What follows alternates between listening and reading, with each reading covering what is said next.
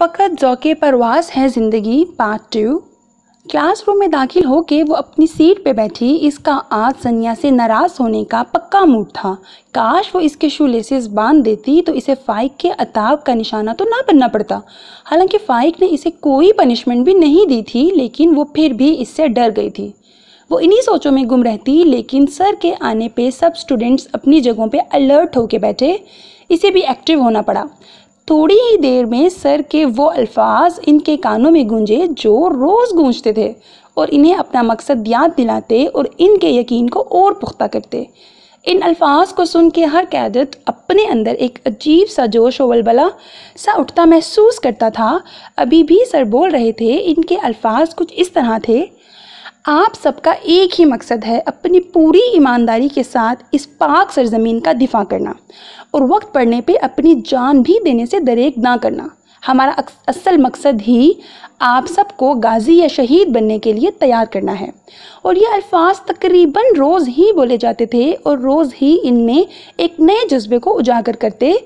इस मुल्क की खातिर किसी भी हद तक गुजर जाने का जज्बा, इस पाक ज़मीन पे अपना आप निछावर कर देने का जज्बा।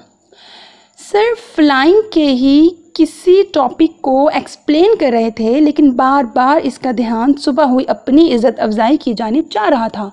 ओफो राइमा, पागल हो गई हो क्या जो इस फजूल सी बात को सोच रही हो? अक्ल करो कुछ। बार बार एक ही सोच के आने से जब इसे कोफ्त होने लगी तो दिल ही दिल में खुद को डपटा और पूरी तवज्जो से लेक्चर की जानिब लगाई। और कुछ ही देर में अपनी तवज्जो लेक्चर की जानिब मबजूल करवाने में वो कामयाब भी हो चुकी थी। ओह माय गॉड आंटी, वो कैसे रह गई होगी उधर? ना कोई मोबाइल, ना कुछ, मतलब कैसे? मिसबा तो हैरानी से बेहोश होते होते बची थी। वो राइमा की कॉलेज की दोस्त थी। इन दोनों की दोस्ती कॉलेज ही के पहले साल में शुरू हुई थी। रिज़ल्ट के बाद मिसबा अपनी फैमिली के साथ 2 माह के टूर पे दुबई गई हुई थी। इसने वापस आके बहुत कोशिश की राइमा से रब्ता करने की, लेकिन जब किसी भी तौर इससे रब्ता ना हो सका तो वो आज राइमा के घर आई हुई थी। और ये सुनकर उसे शौक ही तो लगा था कि राइमा PAF अकेडमी में है, क्योंकि इसे लगता था कि राइमा सिर्फ मजाक करती थी। लेकिन अभी से पता चल रहा था कि वो कितनी सीरियस थी। और सोने पे सुहागा, अकेडमी में मोबाइल तक रखने की परमिशन नहीं थी। तो इसमें इतनी हैरानी वाली क्या बात है बेटा? कैटस तो 3 साल तक कोई मोबाइल या किसी भी किस्म का इलेक्ट्रॉनिक गैजेट रखने या इस्तेमाल करने की इजाज़त नहीं होती। सोबिया बेगम ने हंसते हुए इसे चाय पकड़ाई जो इसने सामने सेंट्रल टेबल पे रख दी, क्योंकि इस बात पे तो इसे सदमा ही लगा था। ओह नो आंटी, तो फिर मैं इससे कैसे बात करूंगी? वो तो इतनी बदतमीज़ है, जाने से पहले एक दफ़ा मैसेज तक नहीं किया कि मिसबा मेरी सिलेक्शन हो गई है या नहीं, या कुछ भी। आंटी, इसने मुझे कुछ भी नहीं बताया। उसकी सदमाती कैफियत देख के मिसबा बेगम ने बमुश्किल अपनी मुस्कुराहट जब्त की। अब जब भी इसकी कॉल आएगी तो मैं खुद आपका ज़रूर बताऊंगी, आप टेंशन ना लो। पक्का आंटी? और इसने जब भी आना हुआ तो आप मुझे 2 दिन पहले ही बता दीजिएगा, ताकि मैं पहले ही आपके घर आ जाऊं। आखिर उसकी क्लास भी तो लेनी है ना। वो बुरे बुरे मुंह बनाते हुए बोली तो शाइस्ता बेगम ने हामी भर ली। कुछ देर बातों के बाद वो चली गई तो शाइस्ता बेगम को ख्याल आया कि उन्होंने भी 3 हफ्तों से राइमा से बात नहीं की थी। इसलिए उन्होंने उबैद साहब के आते ही इनसे पूछा, उबैद, आपको पता है तकरीबन 3 हफ्तों से मेरी राइमा से बात नहीं हुई। पहले फिर भी 5-6 दिनों बाद कर लेती थी कॉल, चाहे कुछ सेकंड्स के लिए सही, लेकिन अब तो। वो वार्डरोब से उनका शलवार कुर्ता निकालते हुए उदासी से बोली। वो मुस्कुरा दिए, फिर इनको बहलाने के लिए हल्के फुल्के अंदाज में बोली, पहले आप हर टाइम उसकी शादी करवाने के दर पे थी और अब उसकी ज़रा सी जुदाई बर्दाश्त नहीं कर पाती। भाई वजह? सोबिया बेगम ने खुफगी से इन्हें देखा। अपने बेटी की शादी के ख्वाब तो हर माँ ही देखती है, लेकिन इसका मतलब ये तो नहीं कि बेटी को ही भूल जाऊं। माँ हूँ, उसकी याद आती है मुझे। वो एक ही तो बेटी है, अब इसे भी आपने इतनी दूर भेज दिया। मैं सारा दिन घर में बोलाई बोलाई फिरती हूँ। वो इनके कपड़े वॉशरूम में लटकाते जल्दी जल्दी बोल रही थी, जबकि इनकी बातों पे उबैद साहब के लब मुस्कुराए जा रहे थे। रिलैक्स सोबिया, मैं बात करवा दूंगा आपकी राइमा से, लेकिन अभी आप अच्छी सी चाय बना के लाएं, मैं तब तक फ्रेश हो जाऊं। वो सोफे से उठते हुए बोले। करवाऊंगा नहीं, बल्कि आज ही करवाएं। वो इन्हें धमकाती हुई रूम से बाहर निकल गईं। पीछे उबैद साहब का कहकहा गूंजा। वो आज तक इन माँ बेटी का प्यार नहीं समझ पाए थे। कसम उस वक्त की जब वक्त हमको आजमाता है, जवानों की ज़बां पे नारे तकबीर आता है। जब एक कैडेट एकेडमी में दाखिल होता है तो सबसे पहला काम जो वो करता है वो ये कि वो गेट से अपना सामान सर पर उठाए कैडेट गार्ड रूम तक जाता है। और इसी से एक कैडेट को अंदाज़ा हो जाता है कि अगले आने वाले 3 साल आसान तो बिल्कुल भी नहीं होने वाले, और बॉयज़ को तो आते ही अपने बालों की कुर्बानी देनी पड़ती है। और इस स्पेशल हेयर कट का नाम बॉटल ब्रश है। तमाम कैडेट्स को आते ही इस हेयर कट का तोहफा मिलता है। अलबत्ता फीमेल कैडेट्स की सिर्फ इस मामले में ज़रा बचत ही रहती है। वैसे तो PAF एकेडमी की हर चीज़ ज़बरदस्त है। राइमा को जो चीज़ सबसे अच्छी लगी थी वो थी हमजा फ्लाइट। ये परेड थी जो कि परेड ग्राउंड में करवाई जाती थी। एक परेड किसी भी एकेडमी की शान समझी जाती है। एक तवातर से कितारों में चलते कैडेट्स की परेड देखने वालों की आंखों को खैरा कर देती है। कैडेट्स के भारी बूटों से निकलने वाली रिदम के साथ देखने वालों के दिलों की धड़कनें भी कभी तेज़ और कभी मध्यम होती हैं। एकेडमी में जहाँ निसाबी सरगर्मियाँ होती हैं वहाँ ये हम निसाबी सरगर्मियाँ भी करवाई जाती हैं जो कि एक कैडेट की शख्सियत को पूरी तरह निखार देती हैं। इन सरगर्मियों में बॉक्सिंग, सेल्फ डिफेंस, शमशीर जनी और घुड़सवारी भी शामिल हैं। और इस टाइम तमाम कैडेट्स घोड़ों पे सवार होकर घुड़सवारी कर रहे थे और इन्हीं कैडेट्स में राइमा और सनिया भी शामिल थीं। कमर सीधी करें सब, सवारों की तरह बैठें, सवारों की तरह, बेवकूफ़ों की तरह नहीं। राइमा जो कि खुद को ढीला छोड़ के बैठी हुई थी, इंस्ट्रक्टर सूबेदार की आवाज़ पे बिल्कुल सीधी तरह होके बैठी। इससे तो वैसे ही घोड़े बिल्कुल नापसंद थे और वक्त का सितम उन पे घुड़सवारी करना पड़ रही थी। घुड़सवारी ख़त्म होने के बाद उन्होंने हॉस्टल जाके ड्रेस चेंज किया। PAF एकेडमी में हर काम के लिए अलग तर्ज का लिबास होता है। अब इन्हें ग्रीन कलर का यूनिफॉर्म पहन के फायरिंग रेंज में पहुंचना था। ठीक है, सांस लेने का टाइम भी नहीं। ये मुहावरा इन बेचारे कैडेट्स पे बिल्कुल पूरा उतरता था। पहले इन्हें राइफल चलाने के बारे में ब्रीफिंग दी जाने लगी। Line position take. इंस्ट्रक्टर की आवाज़ पे वहाँ मौजूद कैडेट्स ने पेट के बल लेट के पोजीशन ली। You can now load the rifle. सभी कैडेट्स ने अपनी अपनी राइफल को लोड किया। नाउ कॉक द राइफल, मतलब कि राइफल को कॉक किया जाए। Adjust the hollow portion of your right shoulder, मतलब कि राइफल को अपने दाएं कंधे की कदरी खाली जगह में एडजस्ट करें, जिसने सबने फ़ौरन अमल किया। अब अपने आई कांटेक्ट को बाईं आंख बंद करके दुरुस्त करें। सबने अपने बाईं आंख बंद करके निशाना दुरुस्त किया। फिर इंस्ट्रक्टर कहने पर तमाम कैडेट्स उठे और राइफल को महसूस अंदाज में थामे मार्च करते हुए वहां तक पहुंचे जहां इन्हें फायर करना था। उन्होंने उधर जाके इंस्ट्रक्टर की हदायत के मुताबिक निशाना लिया और सामने मौजूद हदफ पे फायर किए। इससे फारिग होने के बाद वो लोग एक दूसरे ग्राउंड में पहुंचे जहां इन्हें असाल्ट कोर्स करवाया जाता है। इसमें मुख्तलिफ रुकावटें होती हैं जो कि एक कैडेट को जल्द अज जल्द अबूर करनी होती हैं। एक कैडेट्स के लिए ये रुकावटें अबूर करना दाएं हाथ का खेल है। इसी के बरक्स अगर कोई सिविलियन ये रुकावटें अबूर करना चाहे तो उसके कुछ घंटे तो ज़रूर लगें। नेक्स्ट 3 कैडेट्स कितारों में खड़े थे जब इंस्ट्रक्टर की आवाज़ और सिटी पे दौड़ते हुए जाना और इन रुकावटों को अबूर करना था। इन 3 कैडेट्स में राइमा भी शामिल थी। इसने क्रॉलिंग और बाकी सब तो आराम से कर लिया, लेकिन रस्सी का एक पुल जो इन्हें पार करना पड़ता वो इसके लिए बहुत मुश्किल हो रहा था, क्योंकि वो रस्सी बहुत खुरदरे किस्म की होती है और राइमा सुबह घड़ी भी बहरोस से थी और राइमा सुबह गिरी भी बहुत ज़ोर से थी। अब इसकी हथेलियाँ इन रस्सियों को ज़ोर से थामे रहने की वजह से बुरी तरह छिल गई थी, लेकिन वो बेहिसी की चादर ओढ़े रस्सी का पुल भी पार कर ही गई। इसके उतरने तक सनिया भी तमाम हर्डल्स पार करते हुए इस तक पहुंच चुकी थी। वहां किसी भी किस्म की नागहानी आफत के लिए एक अदद एम्बुलेंस और मेडिकल का अमला रहता था। वो इस साइड पे आई तो जल्दी से इसे फर्स्ट एड दिया गया। सनिया जल्दी से इसके पास नमक वाला पानी ले आई जो इसने एक ही सांस में पी लिया, क्योंकि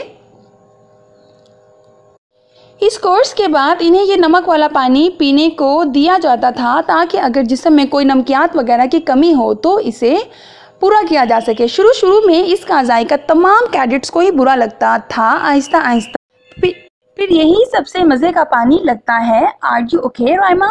सनिया ने इसकी पट्टी लगे हाथ से ग्लास वापस लेते हुए संजीदगी से कहा। राइमा ने खफा आंखें उठा के इसे देखा। प्लीज़ सनिया, मैं उस टाइम तुमसे बिल्कुल भी बात नहीं करना चाहती, तुम जाओ यहाँ से। इसने आंखें ज़ोर से मींची क्योंकि इसके हाथों में बहुत तकलीफ़ थी। आई एम सॉरी राइमा, लेकिन प्लीज़ बताओ तो हुआ क्या? सनिया ने बेचारगी से इसे देखा। कुछ भी नहीं हुआ, तुम प्लीज़ जाओ वरना मैं रो दूँगी। क्या बच्चों की तरह लहजा था इसका। सनिया को हंसी आ गई। यार एक दफ़ा क्या तुम 1000 बार लड़ो, लेकिन प्लीज़ ऐसे खफा ना हो। सनिया ने प्यार से इसे गले लगाया तो इसने खफगी से सनिया के हाथ पीछे किए। तुम्हें पता है अगर तुम मेरे ये शूज़ बांध देती तो मुझे उनसे इतनी डांट ना पड़ती। इसने मुंह बनाते हुए खफगी से कहा। हाँ, ओ मेरी जान, किससे डांट पड़ गई? पहले तो हमें इतना रगड़ा लगता रहा है, तब भी तुमने कभी शिकायत नहीं की, तो आज क्या हो गया? बस तुम रहने दो अब। इसने मुंह मोड़ लिया। यार माफ़ कर दो ना, आई प्रॉमिस आइंदा तुम जब भी कहोगी मैं शू लेसेस टाई कर दूंगी, लेकिन अब माफ़ कर दो ना। वो बेचारगी से दोनों हाथ कानों को लगा के बोली तो राइमा इसे देख के मुस्कुरा दी। मुकर तो नहीं जाओगी? मशकूक अंदाज। सनिया ने आंखें निकाल के इसे घूरा। राइमा की बच्ची वो चीखी जबकि राइमा हंस दी। यार राइमा, तू अभी खुद बच्ची है, इसकी बच्ची कहाँ से आएगी? राइमा की बातों में साफ शरारत वाज़ेह थी। अब की बार सनिया भी शरारत से मुस्कुराई। ओह, तो ये सीन भी है, मुझे क्यों नहीं बताया? सनिया ने मुस्कुराहट दबाए शरारत से कहा। सनिया बदतमीज़। राइमा ने आंखें निकाल के इसे देखा। अब की बार दोनों ही एक दूसरे को देख कर हंस पड़ी। सनिया, यार मैं कैसे खाऊं खाना? वो इस टाइम मेस में बैठी हुई थी जब राइमा ने सनिया के सामने अपने हाथ फैलाते परेशानी से पूछा। इसके हाथों पे पट्टी बंदी होने की वजह से वो ठीक से खा भी नहीं पा रही थी और पाकिस्तान एयरफोर्स एकेडमी में डिसिप्लिन का तो ख़ास तौर पर ध्यान रखा जाता है, जैसे कि अगर चावल प्लेट की दाएं साइड पे होने चाहिए तो मतलब कि दाएं साइड पे ही होने चाहिए। राइमा, यार कोशिश करो, देखो सामने टेबल पे बैठे हुए सीनियर्स इसी साइड पे देख रहे हैं, कहीं ये ना हो कि आज फिर हमें कोई पनिशमेंट मिल जाए। प्लीज़ किसी तरह मैनेज कर लो मेरी जान। सनिया को भी पता था कि इसे खाते हुए तकलीफ़ होगी, लेकिन वो भी तो कुछ नहीं कर सकती थी, इसलिए इसकी जानिब ज़रा सा झुक के आहिस्तगी से कहा और साथ ही इसका ध्यान सामने टेबल पे बैठे हुए सीनियर्स की जानिब कराया। राइमा ने सामने देखा तो अब वो 2 सीनियर्स टेबल से उठ के इन्हीं की जानिब आ रहे थे। राइमा का दिल किसी अनहोनी की पेशन गोई कर रहा था। सनिया, वो देखो यार हमारी तरफ ही आ रहे हैं, आज तो मैं गई, हाय अल्लाह जी बचा लें। राइमा सनिया की जानिब देखते हुए बेबसी से बुड़बुड़ाई। सनिया ने एक नज़र सामने से आते सीनियर्स को देखा, फिर ज़रा सा रुख मोड़ के बेचारी राइमा को देखा, क्योंकि अब बेचारी सनिया भी कुछ नहीं कर सकती थी। Hey you third one. Flight lieutenant Ahmed ने राइमा की जानिब इशारा करके गोया इसे मतवज्जा करना चाहा। राइमा का दिल अंदर ही अंदर कांप उठा। चल राइमा, आ गई तेरी शामत, इसने दिल ही दिल में खुद को कहा। फिर सामने देखते हुए बुलंद आवाज़ में कहा, yes sir. What's problem with you? Why are not you eating your food? Flight lieutenant Ahmed की संजीदा आवाज़ पे इसकी जान हवा हो रही थी, क्योंकि इन ज़ख्मी हाथों के साथ वो किसी भी किस्म की पनिशमेंट अफोर्ड नहीं कर सकती थी। सर, मेरे हाथ में चोट लग गई थी जिसकी वजह से मुझे खाने में प्रॉब्लम हो रही है। इसने हिम्मत करके अपना मसला बताया। दिल ही दिल में अल्लाह से अपने अगले पिछले गुनाहों की माफ़ी मांग रही थी। लेफ्टिनेंट अहमद ने जैसे कुछ सोचते हुए अस्बात में सर हिलाया, फिर राइमा की जानिब देखा। Oh this is really bad but we can not even keep you hungry, so cadet Raima you do one thing. Oh ये तो वाकई बहुत बुरा हुआ, लेकिन हम आपको भूखा भी तो नहीं रख सकते। तो कैडेट राइमा आप एक काम करें। एक लम्हा रुकने के बाद वो फिर से बोला, टेक योर ग्लास। राइमा ने फ़ौरन गिलास उठाया। वो जान चुकी थी इसके साथ क्या होने वाला है। आने वाली लम्हात को सोच के इसका कलेजा मुंह को आ रहा था। Put some water in it, वो बड़े मज़े से बोल रहा था। सनिया ने अफसोस से राइमा को देखा, क्योंकि वो PAF की इस स्पेशल कॉकटेल का मज़ा चख चुकी थी और ये वही जानती थी कि वो पीने के बाद इसकी क्या हालत हुई थी। राइमा ने दायां हाथ बढ़ाकर पानी का जग उठाया और आधे गिलास को पानी से भर दिया। Now put some rice, ketchup, sauce and salt and pepper according to taste. Raima ने बारी बारी वो तमाम चीज़ें इस ग्लास में डाली। Shake it well with a spoon, इसे चम्मच से अच्छी तरह हिलाओ। राइमा ने चम्मच से अच्छी तरह ग्लास में मौजूद चीज़ों को मिक्स किया। You have 10 seconds to finish it and your time starts now. Lieutenant Abdullah की पुरजोर आवाज़ पे इसने आंखें मीच के गिलास लबों को लगाया और अगले 10 सेकंड्स तक बस वही जानती थी कि इसने इस स्पेशल कॉकटेल को कैसे ख़त्म किया था। इसने ग्लास ख़त्म करके टेबल पे रखा और इसे देखा, जो मुस्कुराते हुए राइमा को ही देख रहे थे। Very well, now you can enjoy your dinner. वही सीनियर्स वाली मुस्कान चेहरे पे सजाए वो दोनों वहाँ से रुखसत हो गए। राइमा ने मुंह पे हाथ रख के सनिया की जानिब देखा। सनिया मुझे लग रहा है वॉमिटिंग हो जाएगी मुझे, चलो जल्दी चलें। वो घबराई हुई आवाज़ में बोलती हुई उठ खड़ी हुई तो सनिया को भी उठना पड़ा। रिलैक्स राइमा, चल रहे हैं, चलो। वो भी इसके साथ ही कैडेट्स मेस से बाहर आई। राइमा तुम हॉस्टल चलो, मैं बस अभी आई। सनिया ने दूर खड़े फाइक को देखते हुए कहा। राइमा की तबीयत इतनी ख़राब हो रही थी कि वो अस्बात में सर हिलाते जल्दी से हॉस्टल की जानिब भागी। वो रूम में दाखिल होकर जल्दी से वॉशरूम की जानिब बढ़ के वॉशरूम बेसन पे झुकी। इसकी बर्दाश्त बस यहीं तक थी। इसे ज़ोर की उबकाई आई और सारा खाया पिया बाहर। कुछ देर बाद वो निढाल से बाहर आके बिस्तर पे बैठी, पानी पी के लंबी लंबी सांस लिए और ख़ुद को कंपोज किया। वो थोड़ी देर इधर ही बैठी रही, फिर उठ के वार्डरोब से अपना नाइट ड्रेस लेके चेंज करने चल दी। ड्रेस चेंज करके वो बिस्तर पे आके लेट गई। हालांकि अगले माह इसके एग्ज़ाम्स थे, लेकिन आज इसमें पढ़ने की हिम्मत नहीं थी, इसीलिए आंखें मूंद के कुछ ही देर में नींद की वादियों में खो गई। राइमा को भेजने के बाद सनिया तेज़ी से चलती हुई फ़ाइक की जानिब आई। अस्सलाम वालेकुम सर, इसने ज़ोर से सलाम किया। फ़ाइक के चेहरे पे मुस्कुराहट आई, जबकि इसके पास खड़े स्क्वाड्रन लीडर साकिब ने हैरानी से इस कैडेट को देखा। साकिब तुम चलो, मैं बाद में आके तुमसे बात करता हूँ, फ़ाइक ने साकिब को कहा तो वह हैरानी से अस्बात में सर हिलाता चला गया। इसके जाने के बाद फ़ाइक ने मुस्कुराते हुए सनिया को देखा। कैसी हो छोटी, प्यार से कहा गया, लेकिन सनिया तो इससे अच्छा खासा नाराज़ होने का प्लान बनाए हुए थी। आपको पता है भाई, आप में और जासिम में एक चीज़ बहुत कॉमन है। इसके इस गैर मुतवक्का जवाब पे फ़ाइक ने ज़रा से सर झुकाकर अपनी मुस्कुराहट दबाई, क्योंकि वो जानता था कि सनिया अब इससे क्या कहने वाली है। यही कि वो तो मुझे मनकूहा बना के भूल गए, लेकिन आप तो सिरे से यही भूल बैठे हैं कि आपकी एक अदद बहन भी है। चलें बहन ना सही, कम अज़ कम एज अ सीनियर ही मिल लिया करें। वो नम आवाज़ में बोल रही थी। सनिया जितनी मर्जी भी स्ट्रॉन्ग सही, लेकिन रिश्तों के मामले में थी तो वो एक कमज़ोर और आम सी लड़की ही। इसके भीगे लहजे पे बेसाख्ता फ़ाइक को इस पे प्यार आया। अरे मेरे बच्चा, ऐसी तो कोई बात नहीं, मेरा बच्चा तो मुझे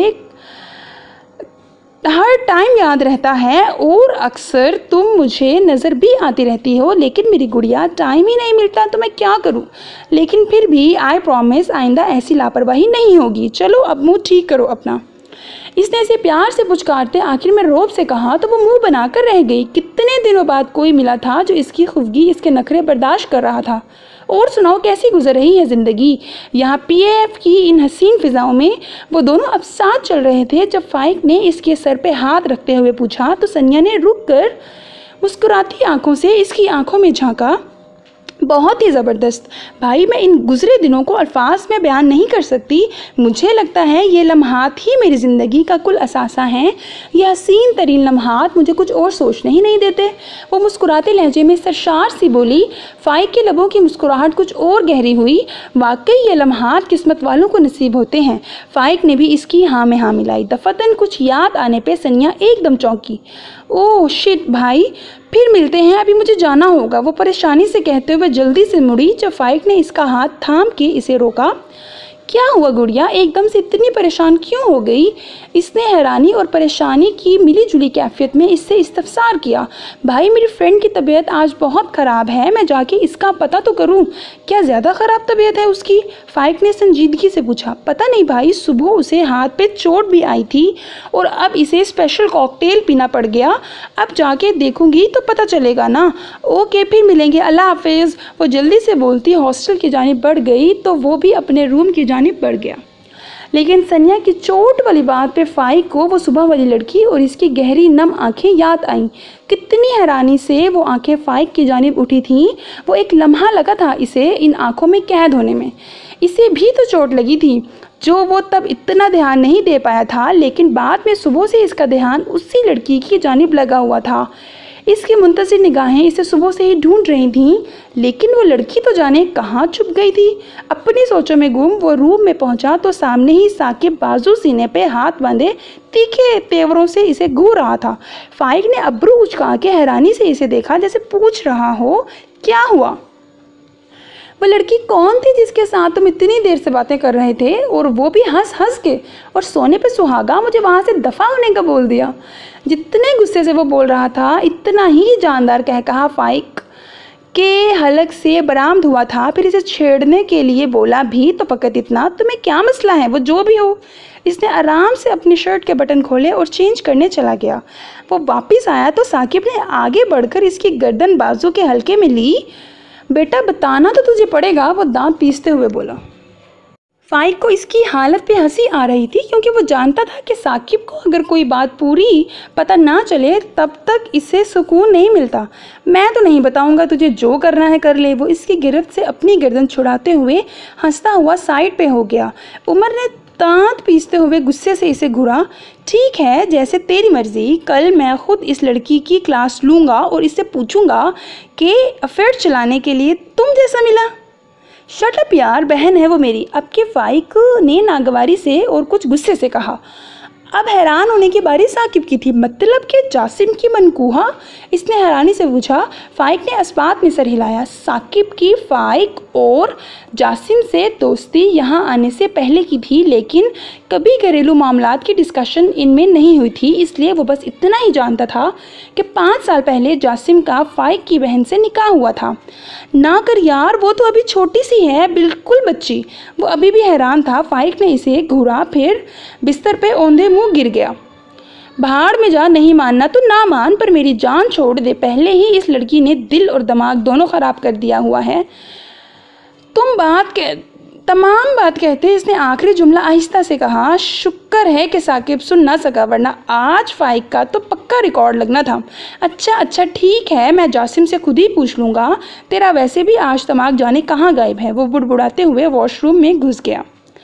इस सुनहरी आँखों वाली लड़की मेरा दिलो दिमाग ले गई है यार, इसने आहिस्ता से बुड़बुड़ाते हुए आंखें मूंद लीं। सनिया रूम में आई तो सामने ही राइमा तकिए में मुंह दिए सो रही थी। इसने आगे बढ़ के इसके माथे पे हाथ रख के टेम्परेचर वगैरह चेक करना चाहा कि कहीं बुखार ना हो गया हो। इसका टेम्परेचर बिल्कुल नॉर्मल था, तो इसे कुछ सुकून हुआ। इसने ज़रा सा झुक कर इसका कंधा हिलाया। राइमा सो गई हो या जाग रही हो? ये एक बहुत ही बेवकूफ़ाना बात थी कि किसी सोए हुए इंसान को जगा के इससे पूछा जाए कि वो सोया हुआ है या जाग रहा है, लेकिन वो दोनों ही थोड़ी थोड़ी साइको थी। राइमा ने हल्का सा कसमसा के आंखें खोली और अपने ऊपर झुकी हुई सनिया को नासमझी से देखा। इसे लग रहा था कि इसे सोए अभी ज़्यादा देर नहीं हुई, लेकिन ये सनिया क्यों इसे जगा रही थी? क्या हुआ सनिया, खैर तो है? कहीं सुबह तो नहीं हो गई? वो जल्दी से बालों को समेटते उठती हुई परेशान से लहजे में बोली, नहीं, मैं बस जानना चाहती थी कि तुम सो रही हो या जाग रही हो। वो इत्मीनान से कहती अपने बेड पे बैठी, जबकि सनिया ने इसे ऐसी नज़रों से देखा जैसे कह रही हो पागल हो गई हो। सनिया ने इसकी नज़रों से झुंझला के इसकी जानिब देखा। क्या है? अब ऐसे देख के क्या नज़रों से निगलने का इरादा है? सनिया ने खुफगी से इसकी नींद से सुर्ख पड़ती आंखों को देखा। लाइक सीरियसली सनिया, मुझे यकीन नहीं आ रहा कि तुम इतनी बेवकूफ़ भी हो सकती हो कि एक सोए हुए इंसान को जगा के पूछ रही हो। उफ, मुझे समझ नहीं आती रात के वक्त तुम्हारी सारी अकल कहाँ जाती है। वो दोनों हाथों में अपना सर थाम कर रह गई। अच्छा अब ज़्यादा बनो ना, मुझे तुम्हारी टेंशन हो रही थी इसलिए पूछ लिया। बहुत अच्छा किया पूछ लिया, पकड़ के मेरी नींद भी ख़राब कर दी। वो इसे तंजिया निगाहों से घूरने लगी तो इस दफ़ा सनिया शर्मिंदा सी हंसने लगी। हाँ तो अब क्या जान लोगी बच्ची की? वो अपने बाल झटकते एक अदा से बोली तो ना चाहते हुए भी राइमा मुस्कुरा दी। इसे मुस्कुराते देख के सनिया को कुछ हौसला हुआ। बाय द वे तुम इतनी देर से कहाँ थी? राइमा ने कुछ ख्याल आने पर आंखें सुकेड़ते हुए पूछा। ये फिर कभी बताऊंगी, अभी मुझे सोने दो, बहुत नींद आ रही है, वो जमाई लेते हुए बोली। सनिया ने गुस्से से घूरा लेकिन वो इसका घूरना इग्नोर करती कंबल ओढ़ के लेट गई। सनिया कमीनी, मेरी नींद खराब कर दी और खुद कितने आराम से सो रही हो। इसने गुस्से से अपना तकिया उठा के इसे मारा जो कि सनिया ने आराम से कैच करके सर के नीचे रख लिया। ये मेरा है, वो चुबा चुबा के बोली और इसके सर से अपना तकिया खींचकर अपने बिस्तर पर लेट गई, जबकि सनिया का कहकहा बेसाख्ता था। दिन जैसे पर लगा के उड़ रहे थे। आज इनका फर्स्ट टर्म का लास्ट पेपर था। राइमा पेपर दे के बाहर निकली तो इसे लगा जैसे सर से एक बहुत भारी बोझ सिरक गया हो। वो हॉस्टल की जानिब चल दी क्योंकि सनिया भी डायरेक्ट उधर ही पहुंचने वाली थी। आज इसके लब अपने आप ही मुस्कुरा रहे थे जबकि इसका हसीन सुनहरी आंखें ज़रूरत से ज़्यादा चमक रही थीं। वो मुस्कुराते हुए एकेडमी की इन हसीन फ़िज़ाओं को महसूस करती अपने ही ध्यान नज़रें झुकाए बड़े आराम से चल रही थी जब अचानक इसे रुक जाना पड़ा। वो सामने ही तो खड़ा था, अपनी दिलकश आंखों में गुस्सा लिए इसे ही तो देख रहा था। एक सेकंड लगा था राइमा को इसे पहचानने में। घबराहट के मारे इसके गले की हड्डी डूब कर उभरी थी, लेकिन वो ये समझने से कासिर थी कि अब इसने ऐसी क्या गलती कर दी है जो वो इसे इतने गुस्से से घूर रहा था। फाइक पिछले 1 माह से आते जाते लाशऊरी तौर पर इसे ढूंढ रहा था, लेकिन वो तो न जाने कहाँ खो गई थी जो मिल के नहीं दे रही थी। बहुत कोशिश के बाद भी जब वो इसे ना मिली तो इसे दिन ब दिन अपनी बेचैनी कैफियत पे झुंझलाहट होने लगी और आज इसे एकदम सामने देखकर इतने दिनों की झुंझलाहट पे गुस्सा हावी होने लगा था। वो इसे सर्द नज़रों से घूर रहा था जबकि वो सहमी नज़रों से इसके शूज़ देख रही थी। वो भी इसकी नज़रों का इर्तकाज देख चुका था, इसलिए सर्द लहजे में बोला, अगर मेरे शूज़ देख लिए हों तो मुझे सलाम भी कर दो। राइमा ने हड़बड़ा के इसकी जानिब देखा। क्या ढूंढ रही हो इनके शूज़ में पागल लड़की? इसने शर्मिंदा होते हुए दिल ही दिल में खुद को डांटा। Cadet Raima, I am saying you something. वो दबे दबे गुस्से में चिल्लाया था। राइमा सहम सी गई। सॉरी सर, मुझे ख्याल नहीं आया। इतनी घबराहट के मारे वो बस इतना ही कह पाई। साथ ही आंसू पता नहीं कहाँ से पलकों की बार तोड़ के बहने लगे। सॉरी करें या कुछ भी, सज़ा तो भुगतनी ही पड़ेगी। आखिर इतने दिनों से आपने मुझे तंग कर रखा है। वो इसकी हसीन आंखों में झांकते हुए ज़ोमानी अंदाज में बोला। इसकी बात पे राइमा ने आंखों में उलझन लिए इसकी जानिब देखा। वो ऐसे फाइक की जानिब देखते हुए वह फाइक को इतनी मासूम लगी कि इसका दिल किया इस पागल लड़की को अपने दिल कि हर बात बता दे, लेकिन नहीं, अभी इस सब का टाइम ही तो नहीं आया था। अगले ही पल इसने सर झटककर तमाम नरम जज्बात पे काबू पाया। Turn to that tree. इसने बाएं हाथ पे से वहाँ लगे एक दरख्त की जानिब इशारा किया। राइमा बाएं हाथ की पुश्त से गालों पे बहते आंसू साफ करके खामोशी से दरख्त की जानिब रुख करती हुई खड़ी हो गई। Now wish that tree. अगला हुक्म जारी किया गया। राइमा ने सामने लगे दरख्त को बेबसी से देखा। इसे और भी बहुत सारे सीनियर से ऐसी ही पनिशमेंट मिली थी, लेकिन तब इसकी किसी न किसी गलती की वजह से मिली थी। आज जाने कौन से जुर्म की पादाश में इसे ये सज़ा मिल रही थी। इसने मरी मरी आवाज़ में सामने मौजूद दरख्त को विश किया। से इट लाउडर कैडेट राइमा। ये समझे आपके सामने ये दरख्त नहीं बल्कि मैं खड़ा हूँ। इसकी गरजदार आवाज़ पे वो अपनी जगह उछल के रह गई। फिर हिम्मत करते हुए ऊंची आवाज़ में बोली, अस्सलाम वालेकुम ट्री सर। और फाइक ने इसके इस जुमले पे बमुश्किल अपना कहकहा रोका था। ये तुमने दरख्त को सर क्यों बोला है? वो इससे इस्तफसार करने लगा। सर, आपने खुद ही कहा है कि मैं ये समझूं मेरे सामने दरख्त नहीं बल्कि आप खड़े हैं, तो मैं आपको आपके नाम से तो नहीं ना बुला सकती।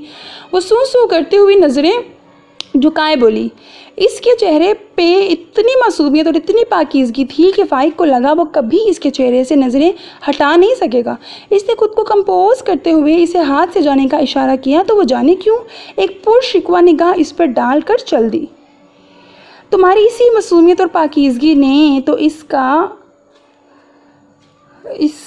फ़ाइक ज़रार को तुम्हारा दीवाना बना दिया है यार। आई एम सो सॉरी, मैं तुम पे किसी किस्म का गुस्सा नहीं करना चाहता था, लेकिन क्या करूँ, मैं जब भी तुम्हें देखता हूँ खुद को मुकम्मल तौर पर बेबस महसूस करता हूँ। लेकिन वादा करता हूँ जिस दिन तुम फ़ाइक ज़रार की ज़िंदगी में एक मुख्तलिफ मुकाम, एक मुख्तलिफ हैसियत से दाखिल होगी तो फ़ाइक ज़रार तुमसे अपने हर रवैये, हर ज़्यादती का अजाला कर देगा। इसने मुस्कुराते हुए खुद से अहद किया। ए राइमा, क्या हुआ, रो क्यों रही हो? जिस टाइम सनिया रूम में दाखिल हुई तो सामने ही इसकी नज़र ज़ोर और शोर से हाथों में चेहरा छुपा के रोते हुए राइमा पे पड़ी। वो परेशानी से इसकी जानिब बढ़ी और इसे कंधे से पकड़ के हिलाया, लेकिन इसके रोने की रफ्तार में कमी ना आई। फॉर गॉड सेक राइमा, कुछ तो बताओ, तुम्हारे इस तरह रोते रहने से मुझे कुछ भी समझ नहीं आ रही। वो इसके चेहरे से हाथ हटाते हुए गुस्से से बोली, लेकिन शिद्दत गरियाज़ारी से इसका सुर्ख होता चेहरा देखकर नरम पड़ गई। वो जल्दी से उठी और साइड टेबल से पानी का गिलास लेके इसके लबों पे लगाया। कुछ देर बाद इसके रोने की रफ्तार में कमी आई तो सनिया ने दोबारा पूछा। इससे पूछने पर राइमा ने अपनी और फ़ाइक की दोनों मुलाकातों का अहवाल कह सुनाया, जबकि सनिया ये सब सुन के हैरान हुई।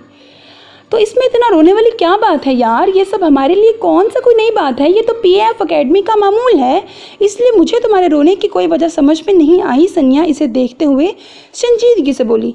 नहीं सनिया, तुम समझ नहीं रही, मुझे समझ नहीं आ रही, तुम्हें कैसे समझाऊं? मुझे उनकी आंखों में एक अजीब सा तासुर दिखता है। आज मेरी कोई गलती ना होने के बावजूद उन्होंने मुझे पनिशमेंट दी। साफ लग रहा था वो मुझ पर जानबूझ के गुस्सा कर रहे हैं। वो अपनी बात ठीक से बयान नहीं कर पा रही थी, इसलिए बेबसी से अपना चेहरा हाथों में गिरा लिया। इनका नाम क्या है? सनिया ने कुछ देर के तौक़ुफ़ से पूछा।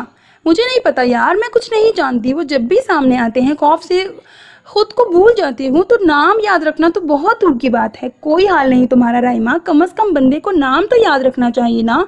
सनिया ने इसके सर पे खुफगी से हाथ की चत लगाई। चलो ये सब छोड़ो, ये बताओ कल घर किसके साथ जा रही हो? मेरी जान, मेरी चंदा, मेरी स्वीट हार्ट। सनिया इसका मूड ठीक करने के लिए इसके गिर्द बाजू बांधते हुए शरारत से बोली तो राइमा को इसके अंदाज पे हंसी आ गई। बाबा जान लेने आ रहे हैं और तुम? वो इसकी तरफ देखते हुए मुस्कुराई। मुझे तो मेरा हीरो लेने आएगा। सनिया एक आंख दबा के बोली तो राइमा चीख पड़ी। व्हाट? कौन सा हीरो? कहाँ का हीरो? जल्दी बताओ सनिया, माजरा क्या है? वो जल्दी से इसकी तरफ देखते हुए बोली। सनिया इसकी बेताबी पे हंस पड़ी। जब तुम हमारे घर आओगी तो तुम्हें बताऊंगी। नहीं नहीं, बल्कि मिलवाऊंगी। सनिया, वो चिल्लाई तो सनिया हंस दी, क्योंकि अब इनकी बातों का एक लंबा सिलसिला चलना था और सनिया का इसे जासिम के या अपने निकाह के बारे में बताने का फ़िलहाल कोई इरादा नहीं था। So listeners, that was the end of the part 2 of Faqat Zauke Parwaz Hai Zindagi. Do subscribe to my channel for the latest updates. Thank you so much.